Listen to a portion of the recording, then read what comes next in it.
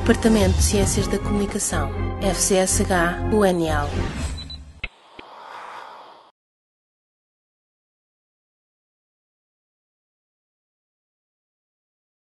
Então, muito bom dia a todos. Vamos dar início, então, ao segundo dia do Congresso do CINJ, Centro de Investigação Média e Jornalismo, dedicado ao tema ao tradicional nosso tema, mídia, jornalismo e democracia. Portanto, um seminário que foi criado também pelo próprio fundador do centro, o professor Nelson Traquina, que está connosco, embora não neste momento. É com muito gosto que o temos cá, uma vez que ele também, neste momento, vive nos Estados Unidos e, portanto, faz sempre uma deslocação a Portugal para estas nossas grandes iniciativas. E vamos dar, desde já, início à sessão, uma vez que depois também há a sessão, digamos, principal com a comunicação do professor Traquina a partir das 10h45, embora estejam ainda poucas pessoas na assistência, mas teremos que começar de facto. Portanto, a nossa primeira comunicadora participante é a professora Isabel Ferrand, da Universidade de Coimbra, depois o professor António Offelt, da Pontifícia de Offel. Da Pontifícia Universidade Católica do Rio Grande do Sul e também da Intercom, e depois, por fim, a professora Ana Cabrera, professora neste momento do Departamento de Ciência da Comunicação e também investigadora do CINJ. Portanto, nós temos previstos 15 a 20 minutos de comunicação e um debate no final. De maneira que passaria desde já a palavra à professora Isabel Ferrand, para apresentar então a sua comunicação.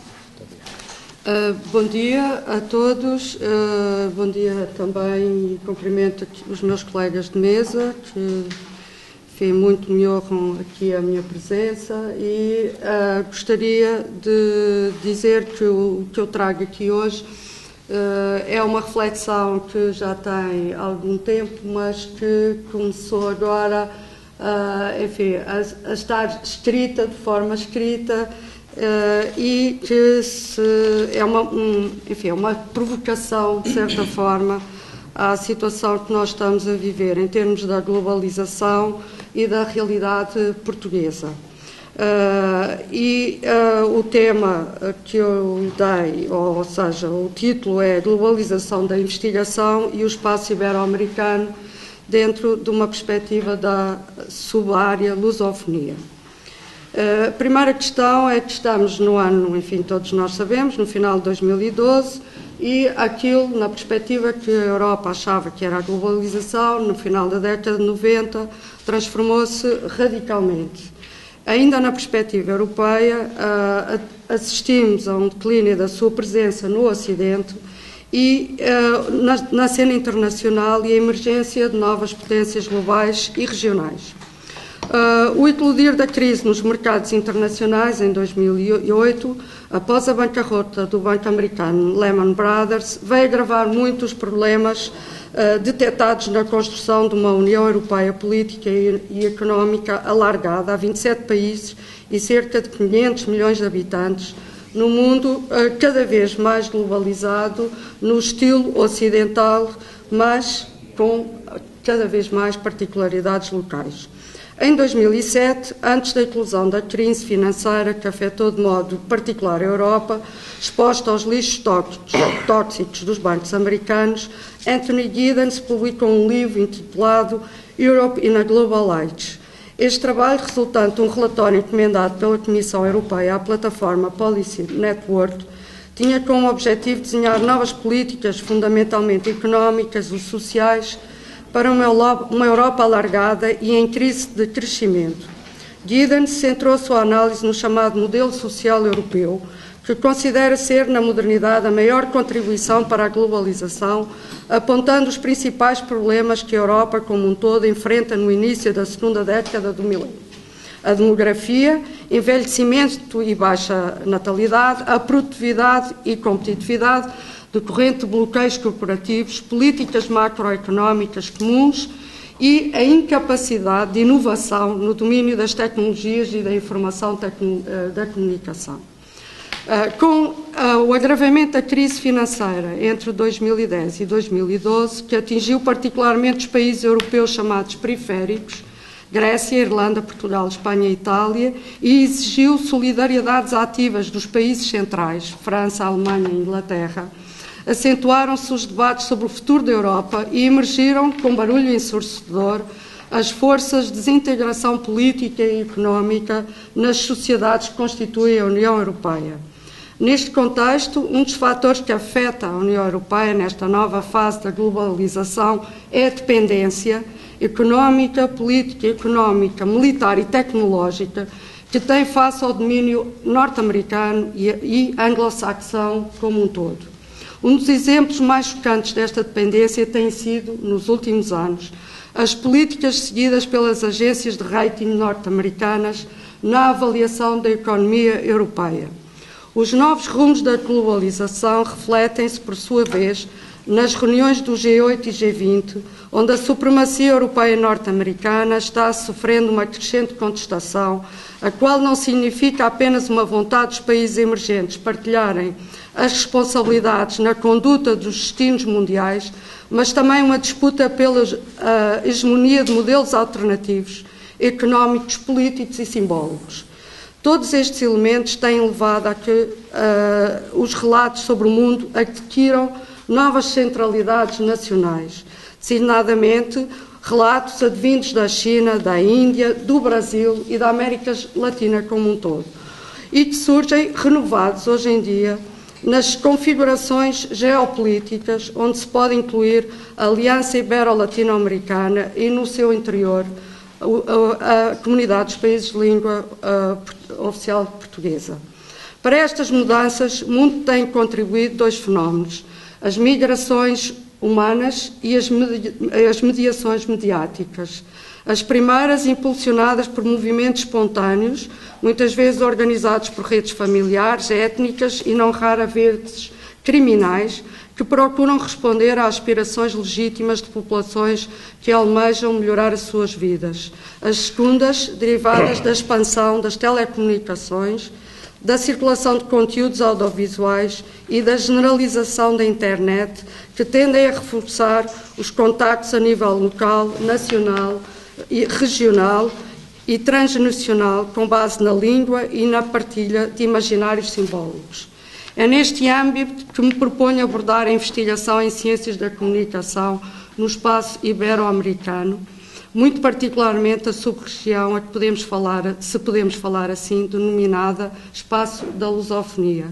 Retomando o texto da Apadorai sobre globalização, publicado em 2001, onde este autor aborda os desafios que se colocam à investigação globalizada em ciências sociais e humanas, gostaria de referir os seguintes aspectos que me parecem importantes para contextualizar esta abordagem.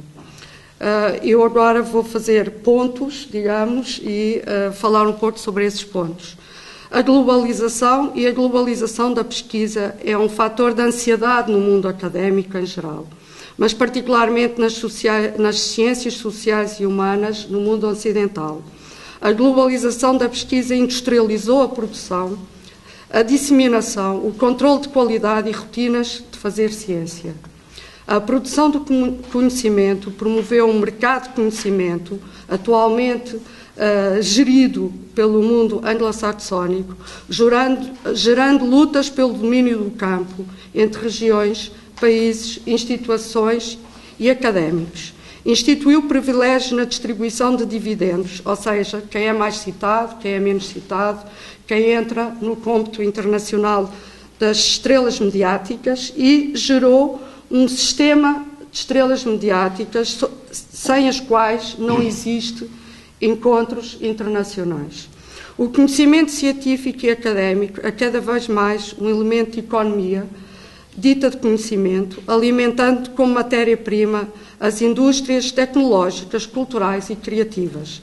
A globalização da investigação em ciências sociais e humanas existe investimentos constantes e continuados, o treinamento de equipas e gestores, bem como habilidades próprias ao campo, tais como identificar problemas, fenómenos ou fatos que tenham capacidade de circular globalmente e serem consumidos no mundo académico globalizado.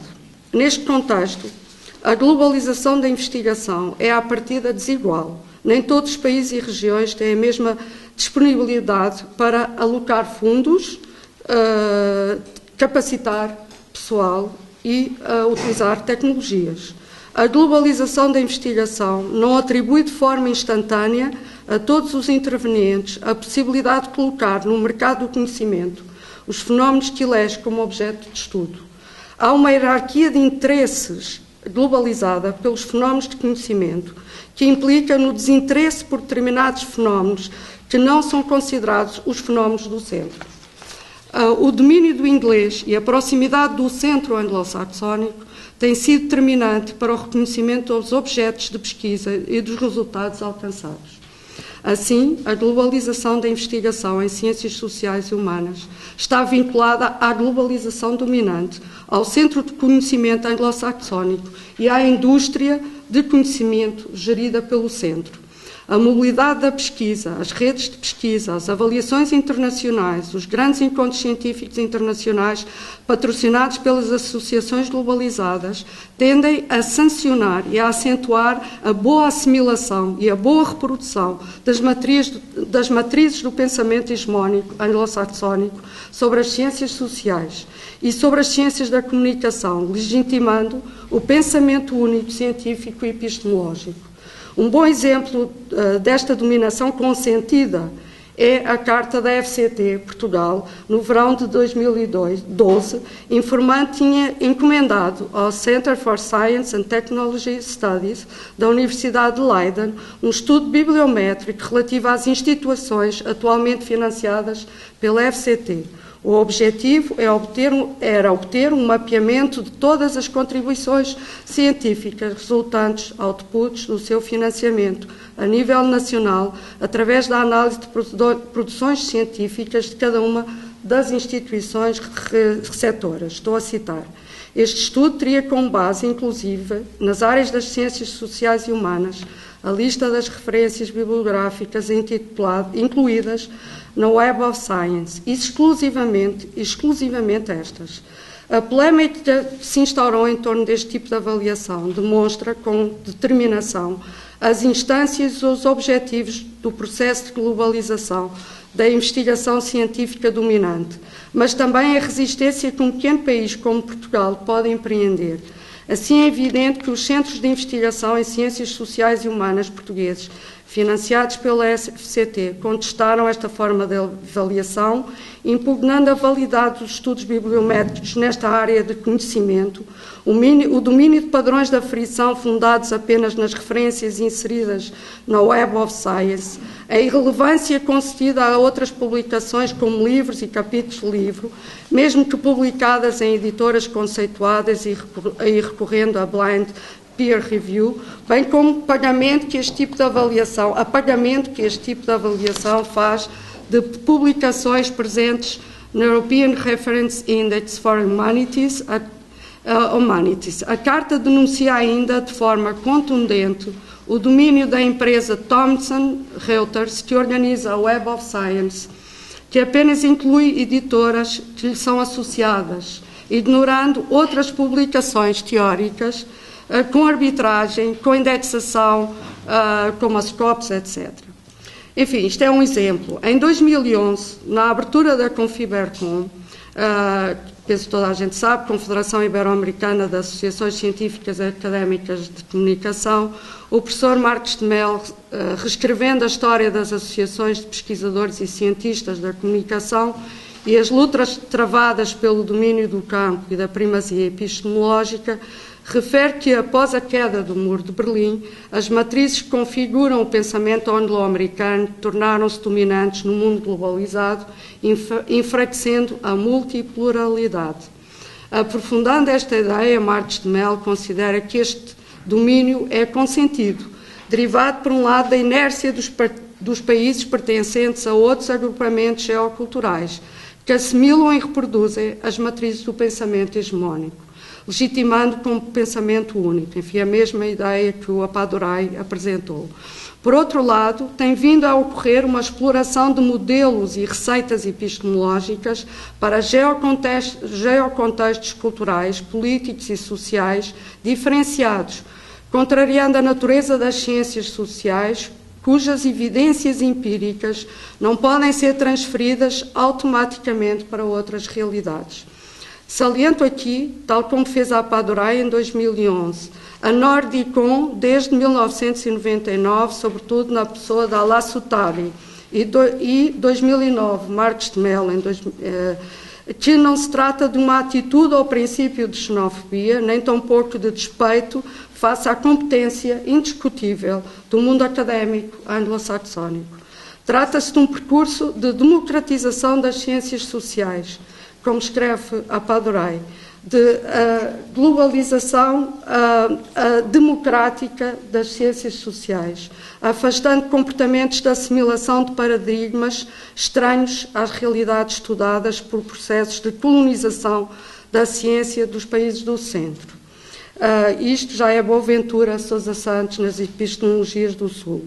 Trata-se também da emergência de novos atores e de novas áreas geoculturais produtoras de conhecimento, introdutoras de novas temáticas, olhares, preocupações, formas de expressão e línguas que irão contribuir para a expansão dos objetos de pesquisa, alargando a imaginação científica a espaços geográficos e simbólicos academicamente abandonados ou relegados para um plano secundário. Trata-se igualmente da reivindicação de uma postura que visa a cidadania global, a busca da cidadania internacional dentro de uma pesquisa que procura, através do local, compreender o global.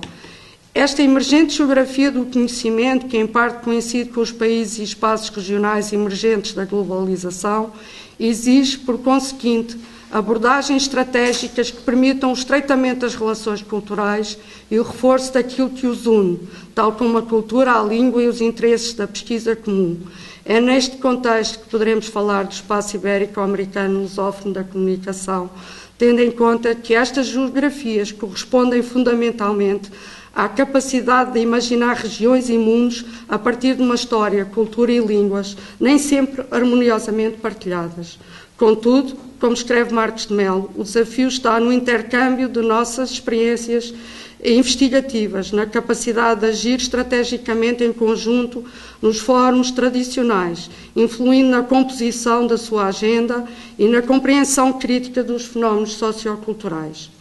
Aprofundando estas questões, penso que o importante salientar a necessidade de consolidar dentro do espaço ibero-americano e lusófono da comunicação o intercâmbio de experiências. Primeiro, gostaria de referir a questão da língua e a necessidade que o português, nas suas variantes, bem como o espanhol nas suas variantes, circule com liberdade dentro desses espaços geográficos. As publicações bilíngues online e em papel muito contribuirão para familiarizar os cientistas e o público em geral. Um outro aspecto que é crucial e tem merecido nos últimos tempos renovada atenção são os repositórios de produção académica e científica em espanhol e português. Isto é a necessidade de investir na criação de bases de dados bibliográficas e outras. Embora se tenha assistido a um grande esforço, ainda não é acessível a um falante português, esteja ele no Brasil ou em Portugal, aceder à produção gerada em Espanha, no México ou em outro país latino-americano. Nestes países, o mesmo é válido para a produção em português ou mesmo espanhol. O diálogo entre os cientistas destes países fica assim dificultado, o que não quer dizer que não se coloquem outros constrangimentos a esse diálogo. Por exemplo, em Portugal, a ciência considerada pela FCT deverá falar inglês e a bibliografia citada deverá estar nesta língua. Se observarmos as publicações portuguesas, notamos que há poucas referências a autores brasileiros. E o mesmo podemos dizer, com algumas exceções, como é o professor Traquina, a portugueses na produção do Brasil. Assim, temos a nossa língua, mas dialogamos pouco. Ainda muito pouco, embora se publique cada vez mais textos académicos portugueses no Brasil, confrontar estudos em jornalismo e média da Universidade Federal de Santa Catarina, por exemplo, e de brasileiros em Portugal. Se considerarmos os diálogos com Espanha, poderemos concluir que se fizeram também progresso em algumas áreas, como história dos mídias, marketing político e comunicação política ou comunicação organizacional. Mas com os países da América Latina o diálogo é praticamente inexistente. Outro fator importante, e para terminar, para a globalização da pesquisa académica realizada no espaço ibero-latino-americano e lusófono, é a divulgação que deverá ser feita para o exterior em inglês. No meu entender, a produção deverá ser em espanhol e português, preferencialmente, fazendo estas línguas latinas línguas de ciência. Mas esta questão não invalida a divulgação do conhecimento produzido na língua franca atual, o inglês. Assim, deveríamos apostar coletivamente, já há experiências nesse sentido, no lançamento e na qualidade de publicações online que constituísse a montra da nossa indústria de conhecimento em ciências sociais e particularmente na comunicação, promovendo assim de forma independente do olhar do centro as epistemologias adequadas à compreensão dos nossos fenómenos e as agendas que nos marcam o cotidiano. Obrigada.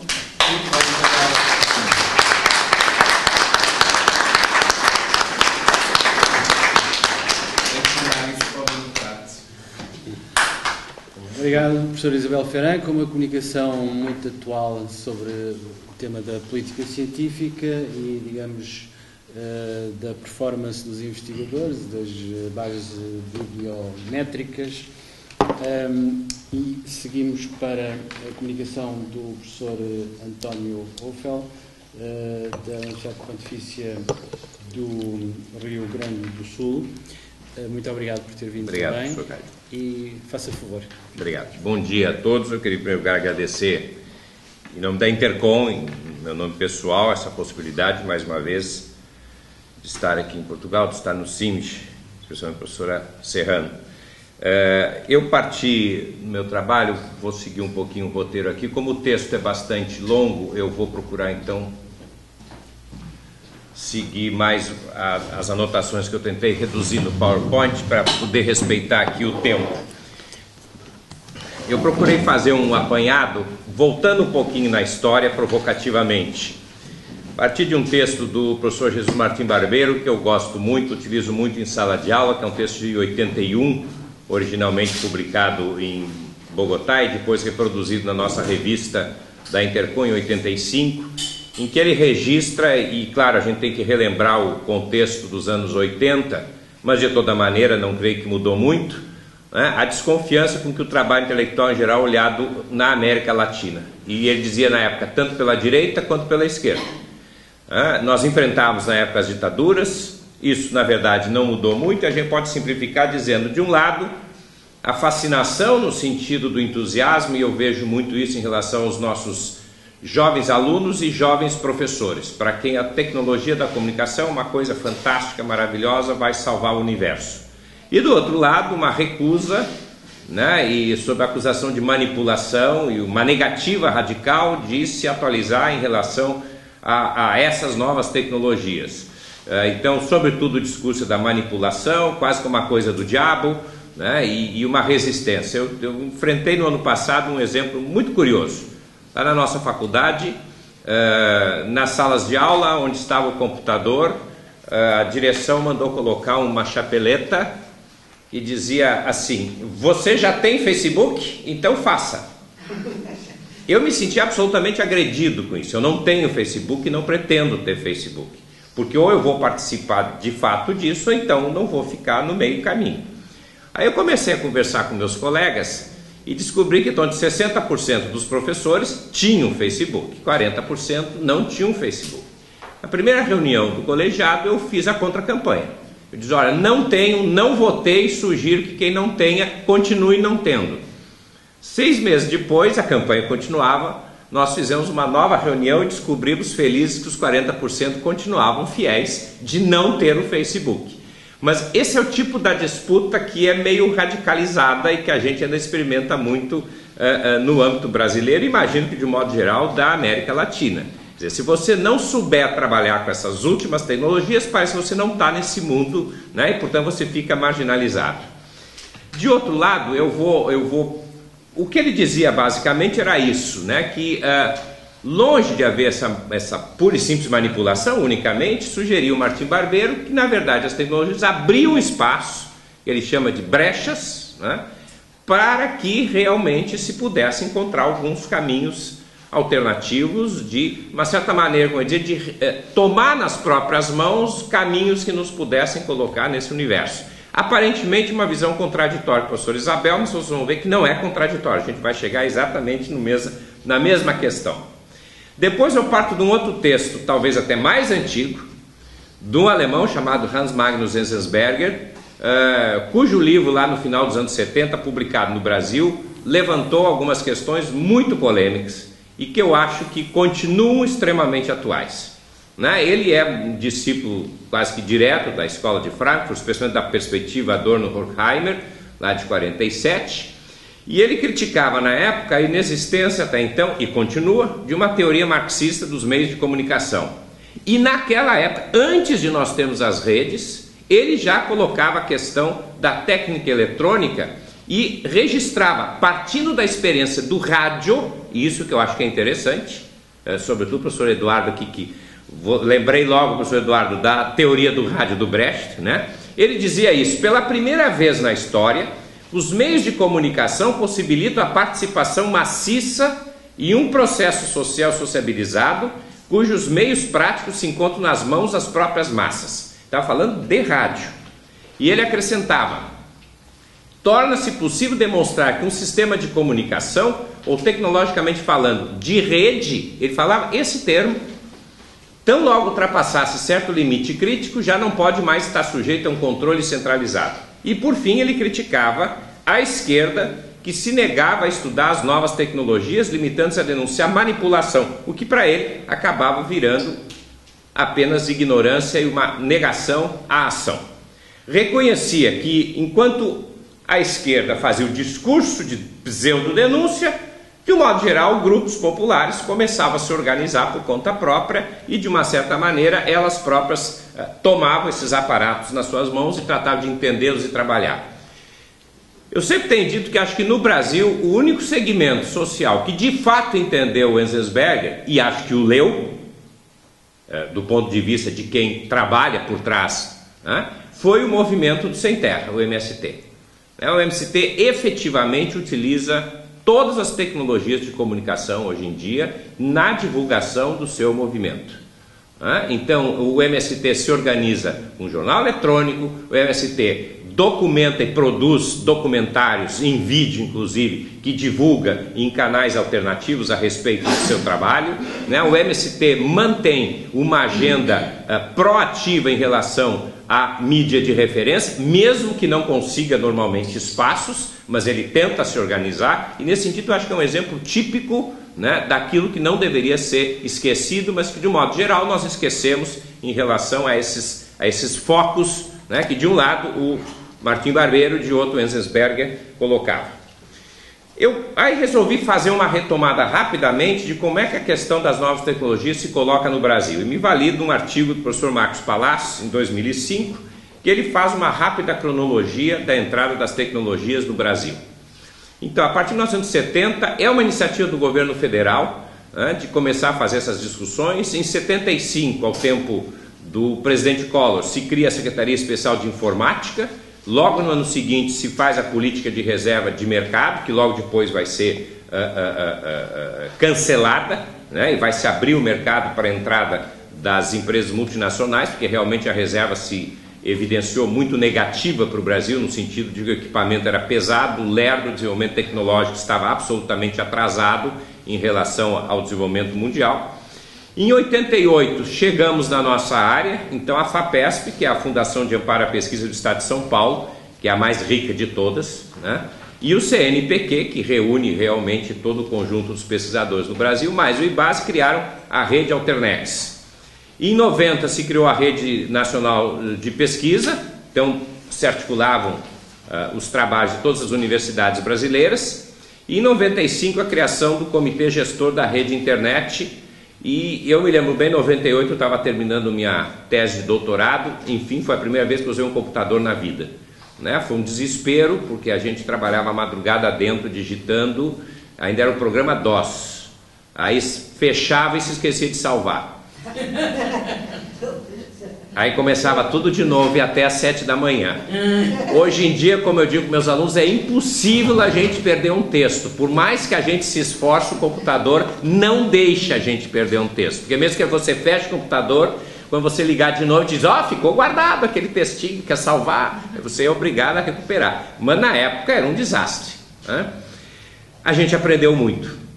Seja como for, em 2000 a Intercom criou o primeiro GT que se abria para a discussão, né, desse tema sobre novas tecnologias. A Compós criou o mesmo grupo em 2003 e em 2004 o Brasil então criava a Associação Brasileira de Pesquisadores em Cibercultura, que é uma associação que procura reunir os pesquisadores especificamente mais nesse campo. Então esse é o panorama rápido e a partir daí algumas outras observações. A professora Margarida Kundt, em 2007, mostrava que, em termos institucionais, a área da comunicação social no Brasil, ela estava fortemente institucionalizada, toda uma série de associações acadêmicas, era reconhecida socialmente e era valorizada pela sociedade brasileira. Hoje o nosso resultado, em termos de academia, é a existência de 40 programas de pós-graduação, são dados agora, de poucos meses atrás. Desses 40, 15 têm doutorado, automaticamente também tem mestrado. Pela lei brasileira, não pode se criar um doutorado sem haver um mestrado, né? Portanto, nós temos 40 programas de mestrado, né, e 15, além do mestrado, o doutorado. Quais são os desafios que se colocam para nós? Eu digo, quais são os desafios que a academia tem, né? Em primeiro lugar, ajudar a inserir o cidadão na sociedade globalizada. Segundo lugar, embora evidentemente temos que reconhecer que o cidadão anda muito mais rápido do que a nossa pesquisa acadêmica, sem dúvida nenhuma. Segundo lugar, enfrentar o novo mundo do trabalho. Terceiro, encarar a aprendizagem como um processo contínuo. Quarto, desenvolver competências para posicionar-se criticamente. Talvez aqui seja um calcanhar de Aquiles complicado. A prática dos nossos alunos do copy-paste, né, é realmente um desafio constante do nosso dia a dia, né, e que às vezes os professores não sabem como lidar com isso, né? Na verdade, nosso desafio qual é? Né? Não é só levar o aluno a saber o que fazer, mas sobretudo para que fazer, por que fazer e sobretudo a responsabilidade do fazer, ligando processos e mais do que apresentando respostas, produzindo perguntas que levem a novos conhecimentos. Eu acho que esse é o nosso grande desafio hoje em termos de universidade, não só da nossa área da comunicação, evidentemente, né, mas de um modo geral no campo do conhecimento. A professora Lúcia Castellón, do Chile, e Oscar Jaramillo mostram que a informação da internet é caótica, né, os filtros buscadores, na verdade, são cíclicos, né, são viciados.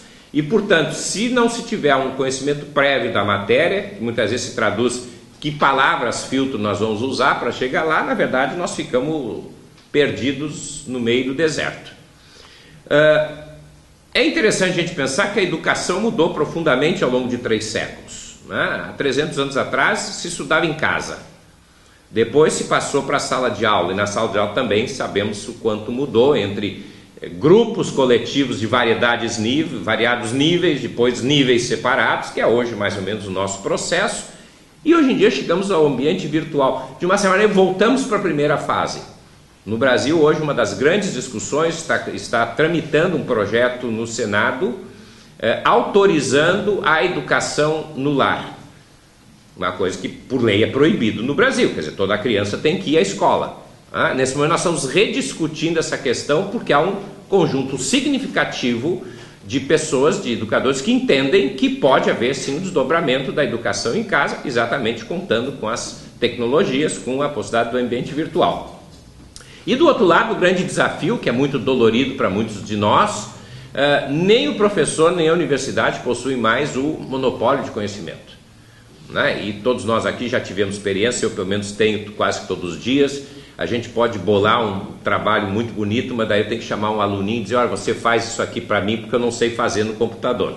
né? Eles sabem tudo, a gente ainda está aprendendo, sem dúvida nenhuma.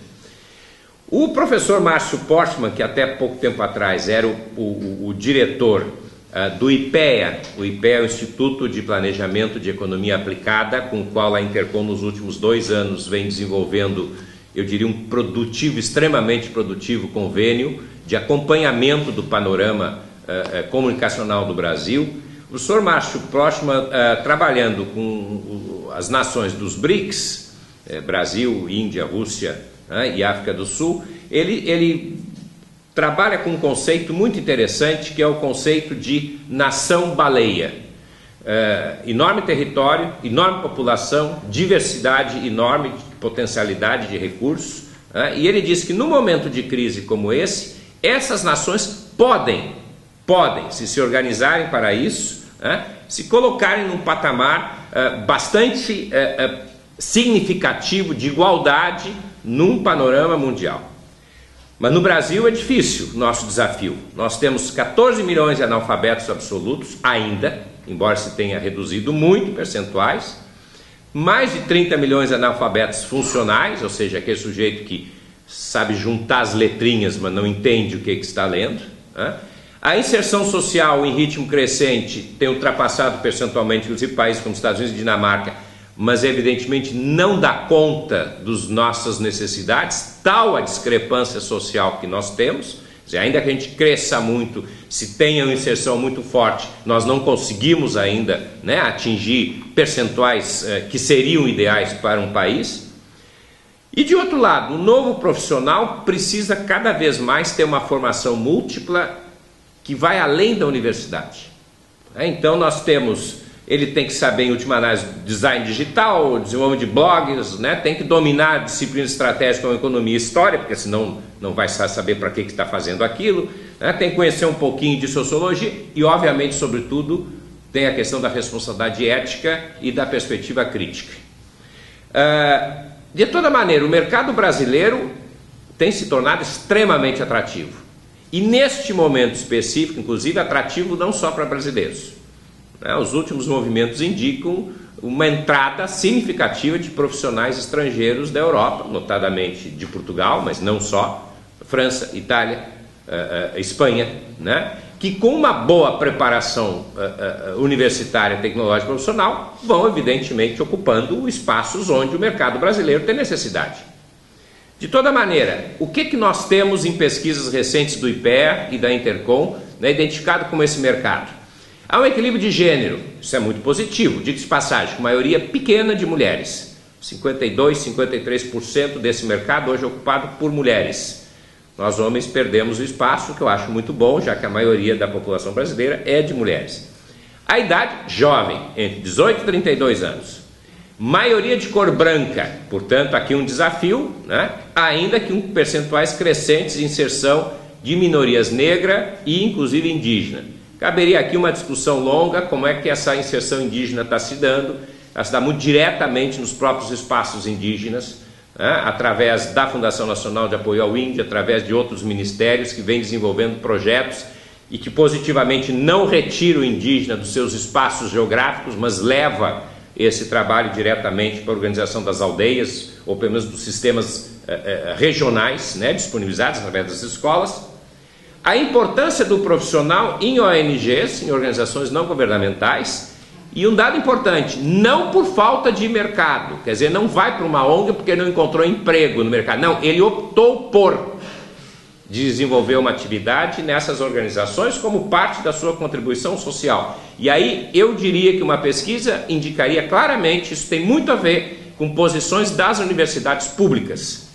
O aluno da universidade pública tem uma perspectiva muito mais aberta para a sua responsabilidade cidadã do que boa parte dos alunos das universidades privadas, onde, por uma questão óbvia, né, eles estão mais dirigidos para a questão de um mercado concorrencial. E uma coisa importante, o salário é em média 2 vezes superior ao da maioria dos profissionais liberais de outros campos. Nós vimos sim, o salário médio de R$ 2.500 está hoje para um bom profissional da área em torno de R$ 5.000. Pesquisa média, sabe que estatística é sempre uma coisa que a gente tem que dar espaços, né, para relativizar.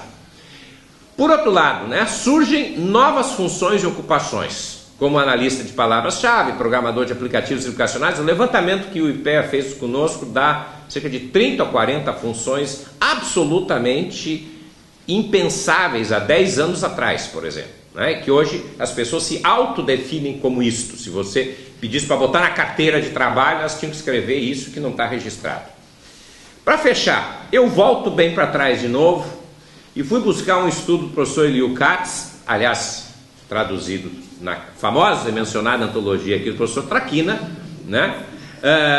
Em que ele, a partir do rádio, de novo, e aí eu acho que o professor Eduardo fica feliz, né? Porque o rádio acaba sendo o nosso primeiro mídia que abriu esses caminhos, né, para as grandes redes, onde o professor Eliú Katz pensa o conceito do acontecimento midiático e sinteticamente levanta esses 6 itens: transmissão ao vivo, pré-planejamento, enquadramento em tempo e espaço, destaque para um personagem ou grupo, significado dramático e a transformação disso em algo obrigatório de ser assistido. Ele falava isso a partir do rádio. Agora, eu fiquei imaginando, né, o que é isso hoje, com todas as possibilidades das mídias colocadas à nossa disposição. Para muitos isso seria negativo, como quis o professor Guy Debord, né? Para mim, ao contrário, eu penso que é uma nova etapa, né, etapa daquilo que nós chamamos no Brasil, pelo menos, de economia criativa, no que as novas sociedades devem apostar fortemente, como se vem buscando fazer cada vez mais no Brasil. Acho que esse é um grande campo, uma grande abertura, né, que se coloca em termos dessas sociedades que até então ditas subdesenvolvidas, depois emergentes, né, hoje se colocam, de um certo modo, no mesmo patamar de possibilidades, dependendo do quanto nós tivermos, né, de capacidade de formular as pesquisas e, ao mesmo tempo, de sociabilizar essas pessoas. Isso é um dado fundamental, né? Tem que se garantir uma inserção social, uma distribuição social para isso. Para mim, portanto, colocaria como pensando a partir do Brasil, essa perspectiva. Muito obrigado.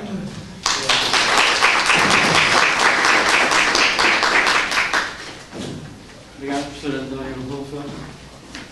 Vamos continuar agora com a professora Ana Cabrera, da Divisão de Jornalismo.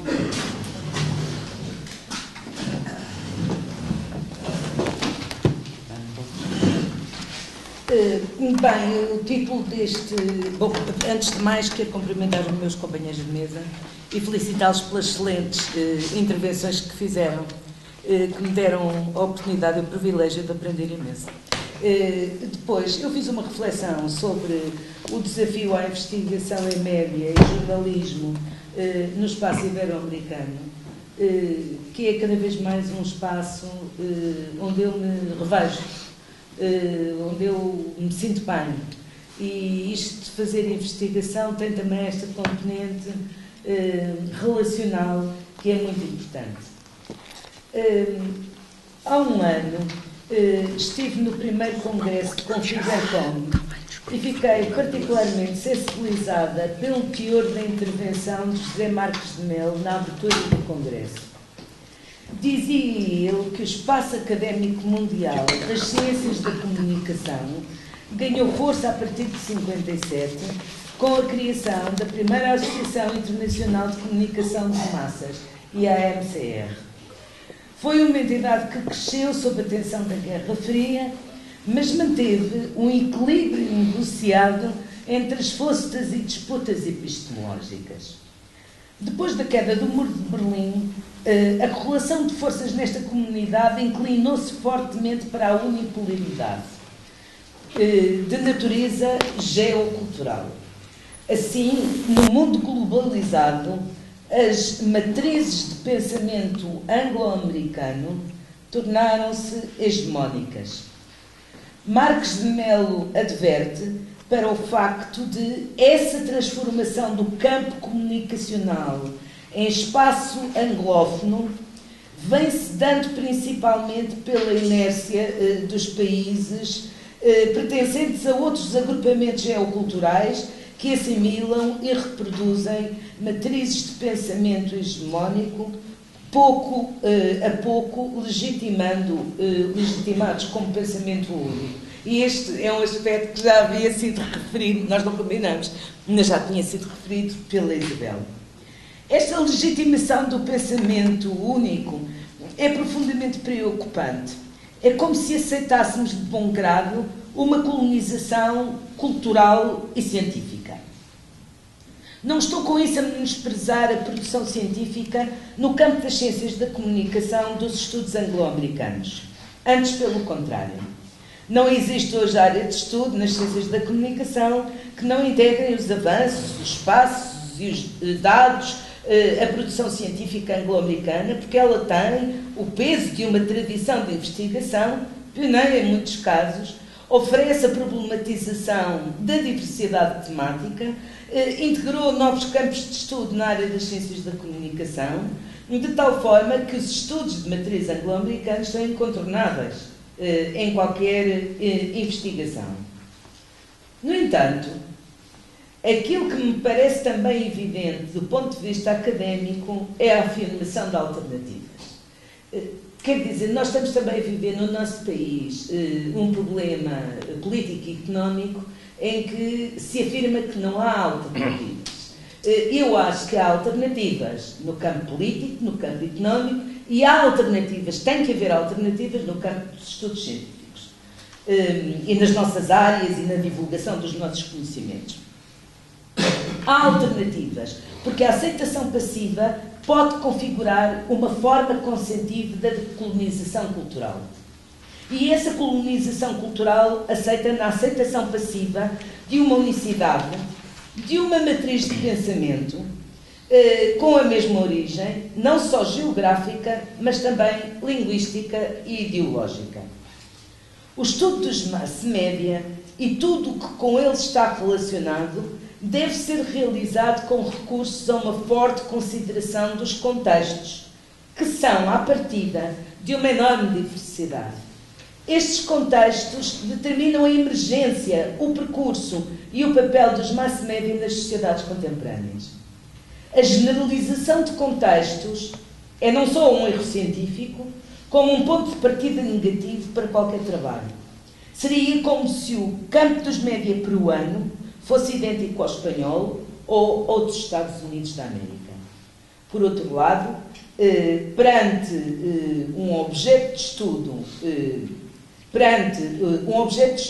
para além do contexto, há a considerar as metodologias.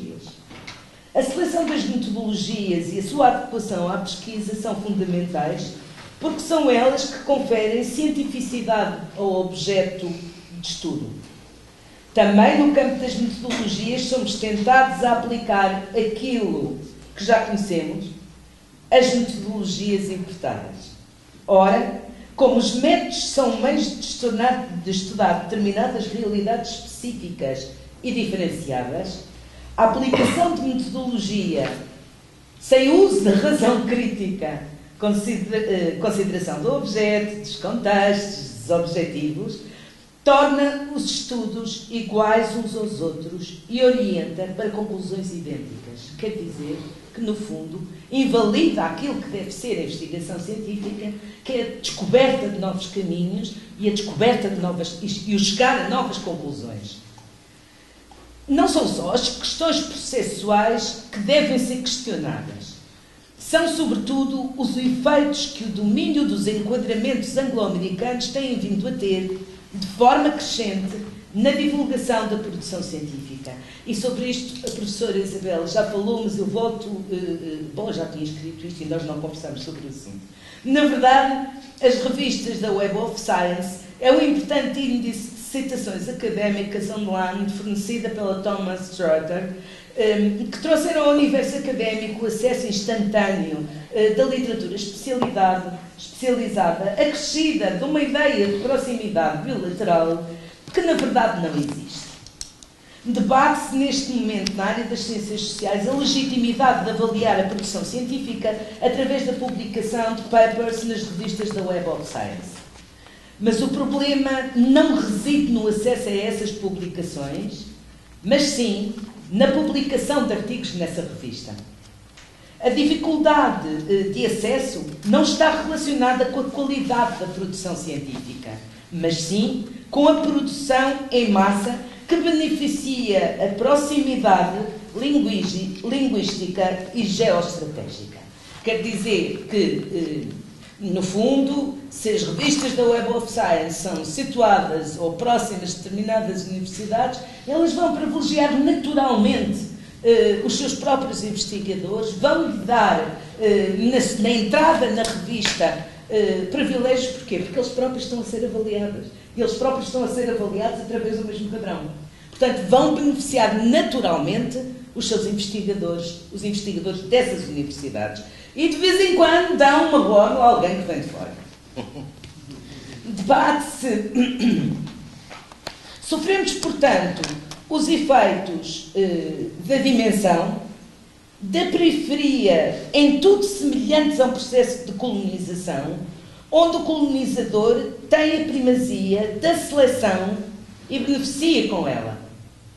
Por isso, o Protocolo de Guadalajara criou, sem dúvida, condições para fortalecer a comunidade ibero-americana, apoiando a criação de confederações, de associações de estudos de comunicação, com vista à realização de encontros periódicos excelentes para a troca de experiências nesta área de estudos.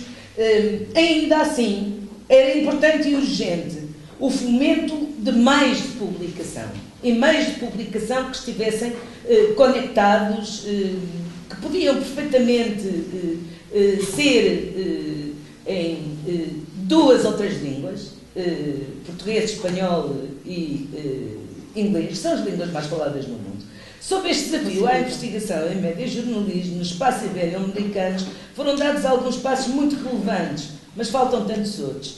Falta, sobretudo, a ação que passa pela realização de projetos de investigação em conjunto. Estes projetos levam normalmente algum tempo a construir, se considerar a necessidade de aprofundar conhecimentos das pessoas com quem se vai trabalhar.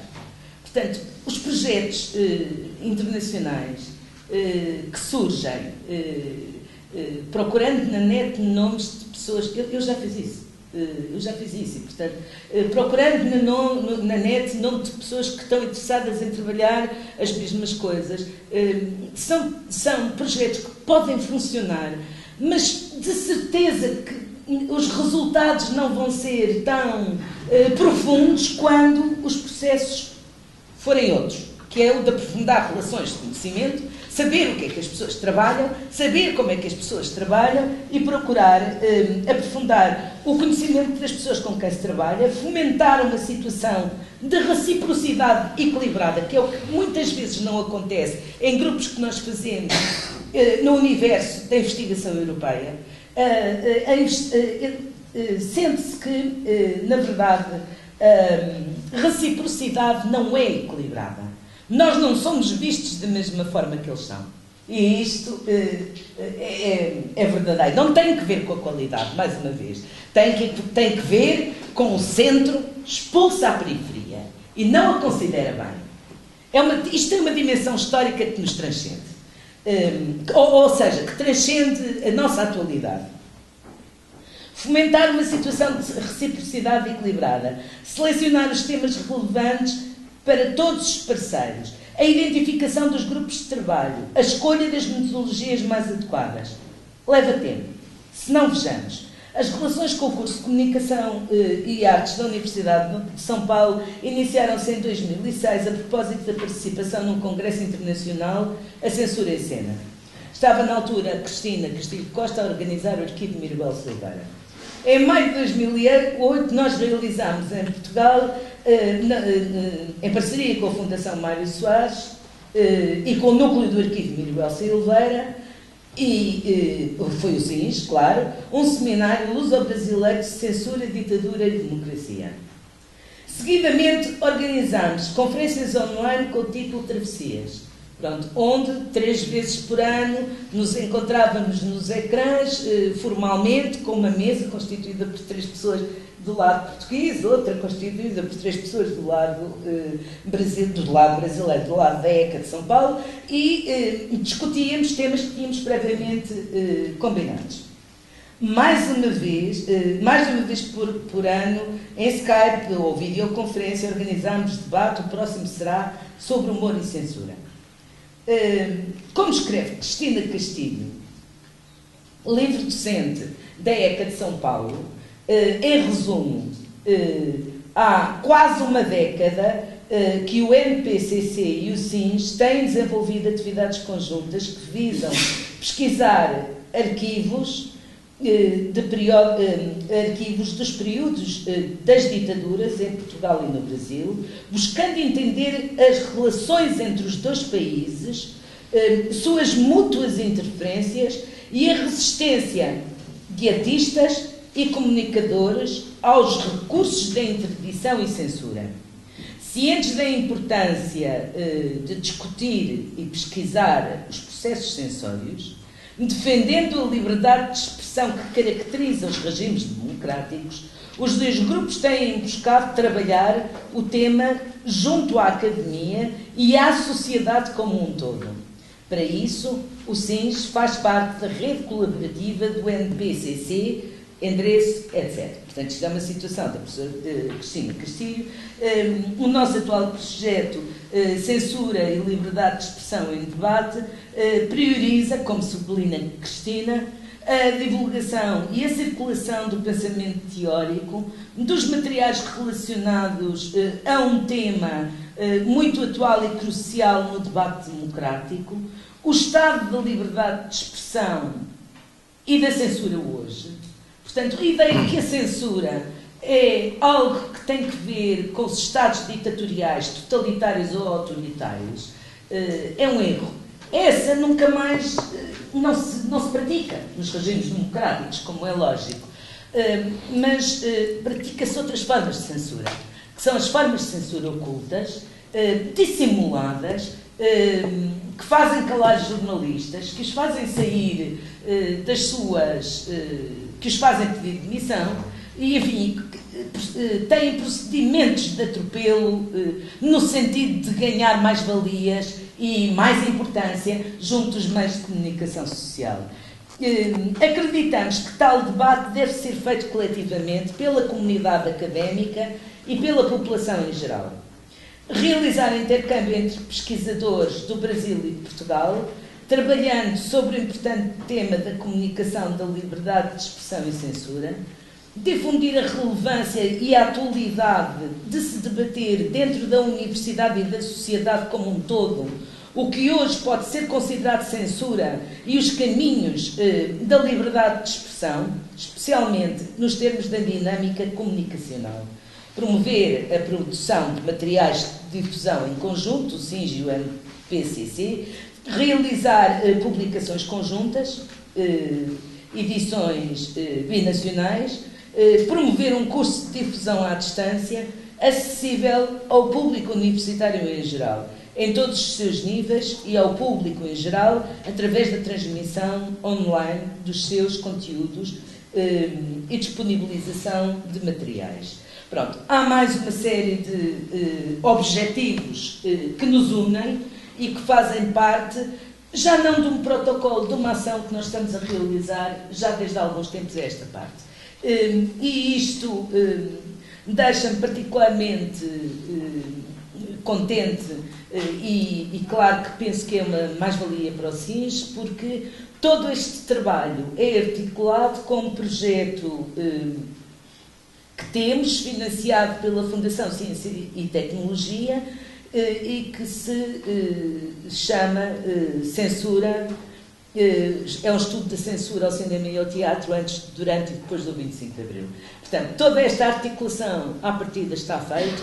O grupo que trabalha neste projeto vai ser o grupo que vai montar com a Cristina Castilho e o seu grupo, que é o grupo que sempre trabalhou com ela, a Meira Rodrigues, a Fígaro, a Roseli Fígaro e outros, e que vamos levar a cabo o desenvolvimento deste projeto. Depois o problema são os financiamentos. Este projeto é financiado pelo Brasil, portanto acho que isto dá-nos dar-nos um grande à vontade. Pode ser que um dia nós possamos responder reciprocamente, financiando nós aqui um projeto conjunto. Muito obrigada pela vossa atenção.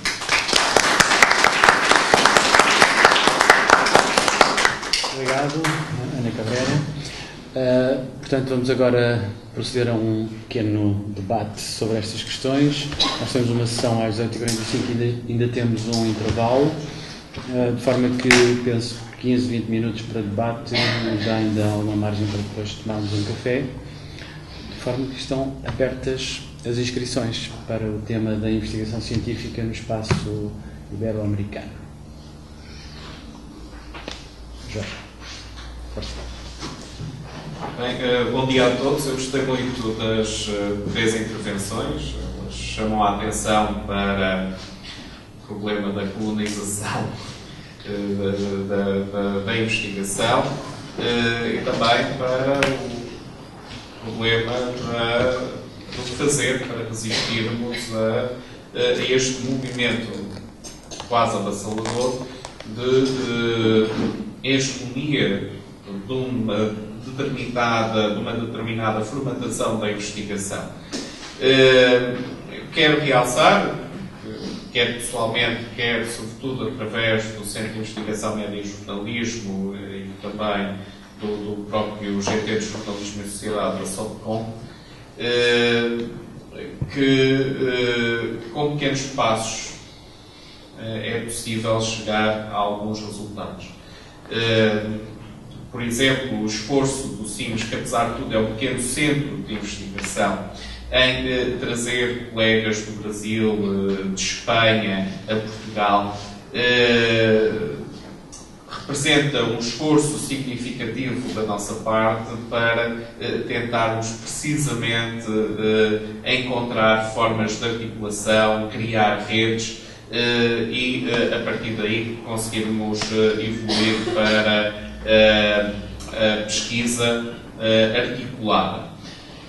E acho que é precisamente isso que faz falta. Quer a professora Isabel Ferreira, quer a professora Ana Cabrera falaram acerca desta questão, e é efetivamente uma questão que me preocupa. É preciso que, para além destas reuniões, se articulem projetos, como muito bem faz o grupo da Ana Cabrera, neste caso o projeto da censura, e portanto penso que este é o caminho. A minha intervenção é precisamente para chamar a atenção para isto. Acho que ainda nos falta muito no sentido do estabelecimento destas formas de articulação, porque apesar de tudo parece que é difícil encontrarmos, sobretudo, mecanismos de financiamento, mas também às vezes até parceiros para realizar este tipo de pesquisas em conjunto. E oxalá que encontros como este que nós estamos a celebrar aqui permitam essa criação de redes que no espaço lusófono e também no espaço ibero-americano sirvam de contraponto, primeiro, criação de uma verdadeira comunidade de pesquisadores na área da comunicação, mas também sirvam de contraponto, precisamente, a essa avassaladora omnipresença da investigação formatada pelas ideias anglo-saxónicas, pela expressão anglo-saxónica, que se calhar a nós não diz tanto, sem deixar de reconhecer a sua pertinência em algumas coisas, mas que a nós não diz tanto, se calhar, como a investigação na nossa própria língua ou em línguas próximas. Portanto, não tenho nenhuma pergunta, é apenas um comentário pessoal, dizer que me identifico muito com as 3 comunicações, me identifico muito com as questões que foram suscitadas e com os problemas que estas comunicações indiciam. Professora Estrela Serrano. Ora bem, eu queria fazer minhas as palavras do Jorge Pedro Sousa em relação às comunicações que foram apresentadas, todas elas se cruzam, como disse o António, muito bem. De facto, parecendo em alguns casos havia repetição, elas completam-se e cruzam-se. E, portanto, por um lado, a questão que a Isabel levantou é uma questão que preocupa, que nós temos discutido internamente, Ana, que é como resistir a este domínio e a esta hegemonia da investigação ditada pela Alemanha. Temos que dizer as coisas como elas são. Hoje em dia, quem financia os países em programa, como agora se diz, que são os países que estão sob resgate, é a Alemanha que manda, é a Sra. Merkel, e, portanto, é a Alemanha que dita quais são as prioridades em matéria de investigação científica, em qualquer das áreas. E aquilo que foi decidido em termos de financiamentos não se centra, isso nem sequer marginalmente, ou muito marginalmente, naquilo que são as nossas áreas, as ciências sociais e humanas. E, de facto, o grande investimento é nas ciências da saúde, nas bioquímicas, nas físicas, nas matemáticas.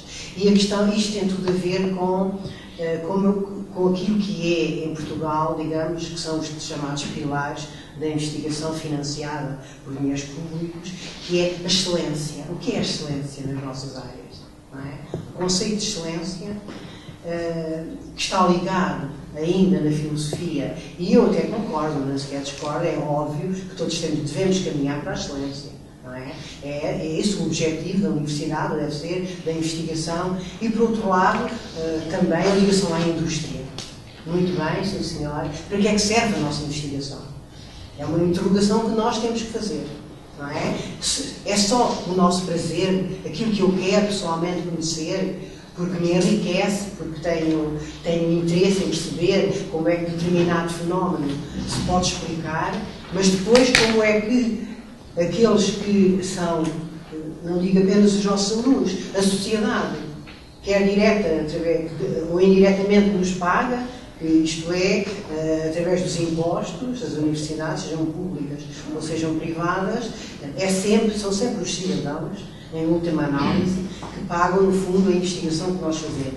E qual é o benefício que, para a sociedade, poderá resultar daquilo que é o nosso trabalho de investigação e até de professores, não é? Mas agora estamos a falar de investigação.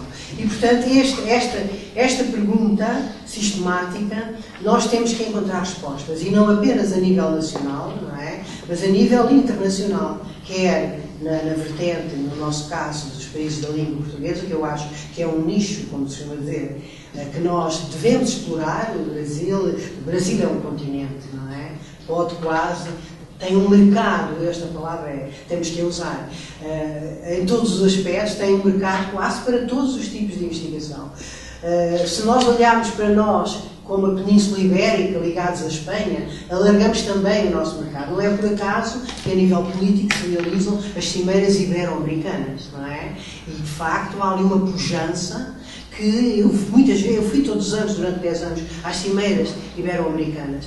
E havia sempre, antes, um debate sobre comunicação organizado por jornalistas, por académicos, antes do rei e dos presidentes chegarem, e de facto ali discutiam-se coisas, mas era uma coisa muito técnica, muito profissional, muito ligada à prática. Se os jornalistas na América Latina podem ou não acumular o jornalismo com a assessoria, com relações públicas, eram discussões deste género. A investigação, as questões que nós estamos aqui a colocar não passam por esses fóruns internacionais.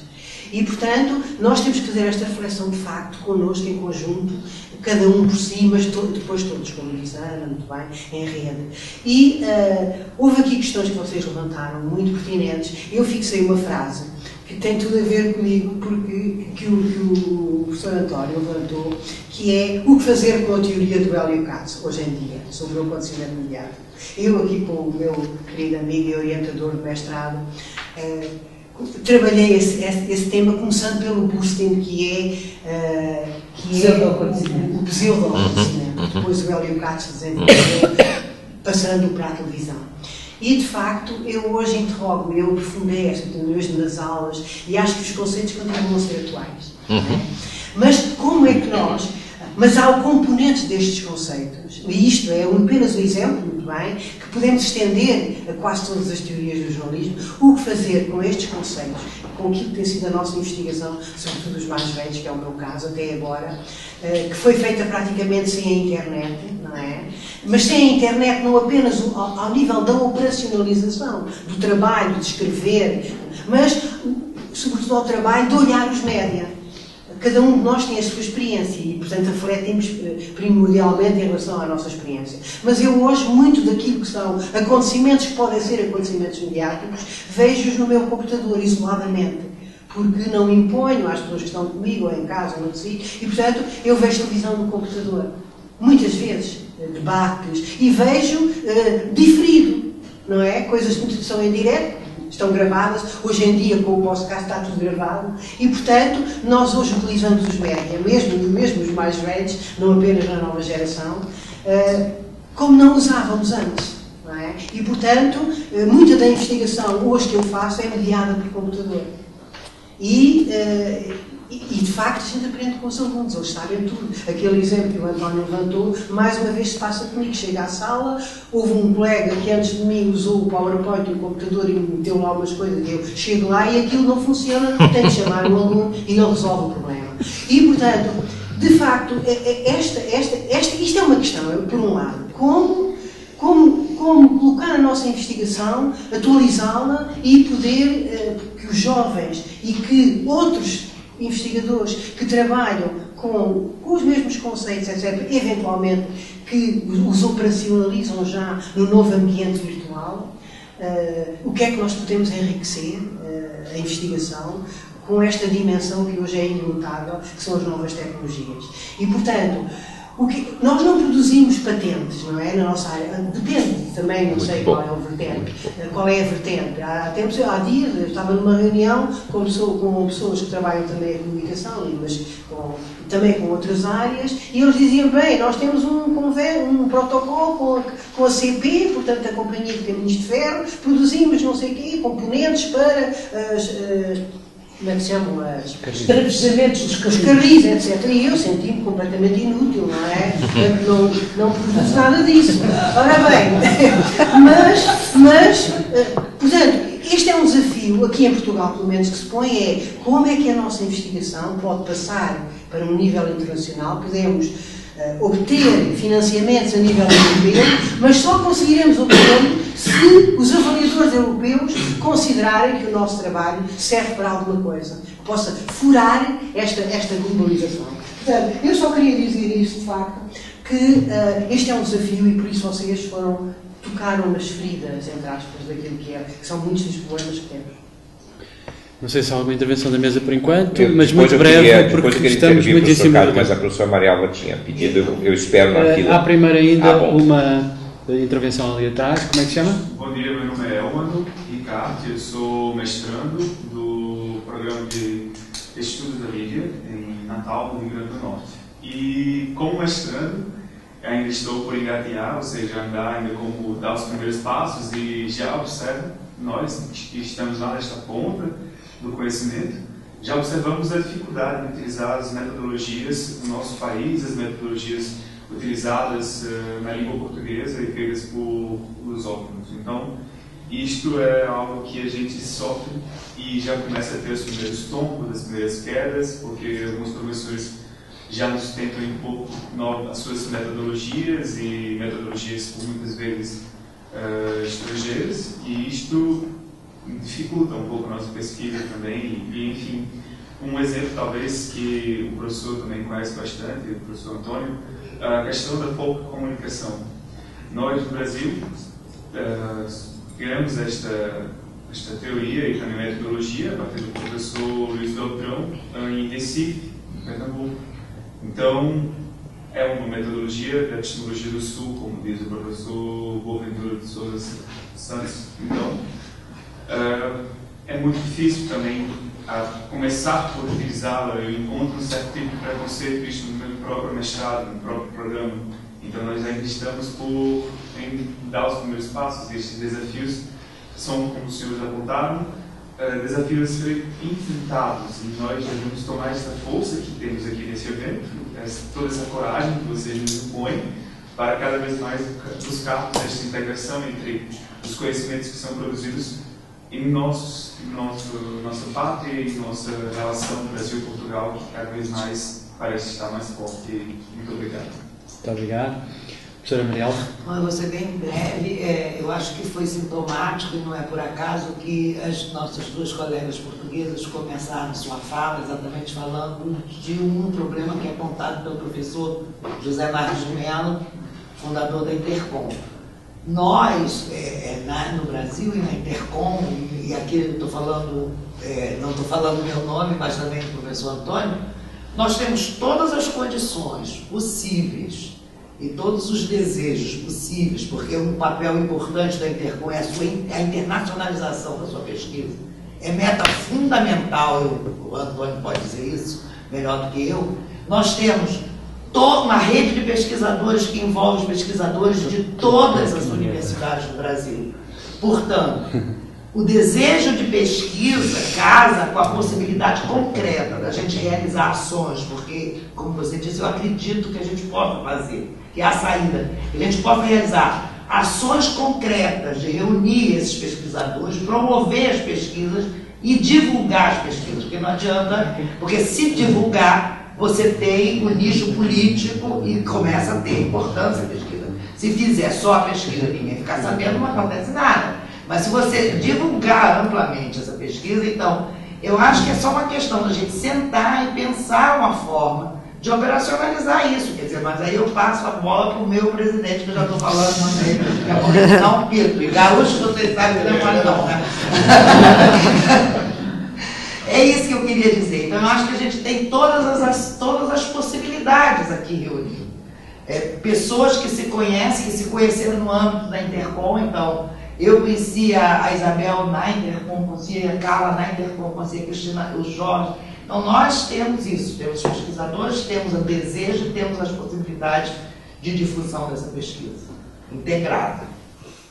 É isso. Muito obrigado.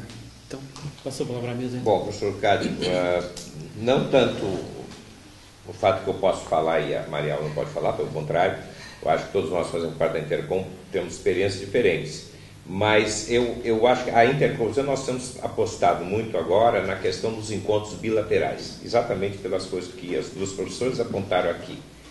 Nós na Intercom cansamos de fazer reuniões com norte-americanos, com ingleses, com franceses, adoram para o Brasil e depois nunca fazem a reciprocidade do encontro nos seus países. Então nós agora estamos fazendo exclusivamente encontros bilaterais, ou seja, um certo número de pesquisadores brasileiros, o mesmo número de pesquisadores daquele outro país. Encontros fechados, com um tema previamente definido, papers previamente analisados, obrigatoriedade da recepção no país onde vai ser feito, compromisso para o segundo encontro no outro país, publicação do material bilíngue e assim por diante. Quer dizer, acabamos de fazer isso agora num outro âmbito do PROCAD, que é um projeto financiado pela CAPES, lá no Brasil, com os canadenses. Mas marcamos o encontro no Brasil e já marcamos o encontro no Canadá. Fizemos em francês, nós fizemos em português. E para os próximos encontros vamos ter que fazer em inglês também, pela condição bilíngue do Canadá.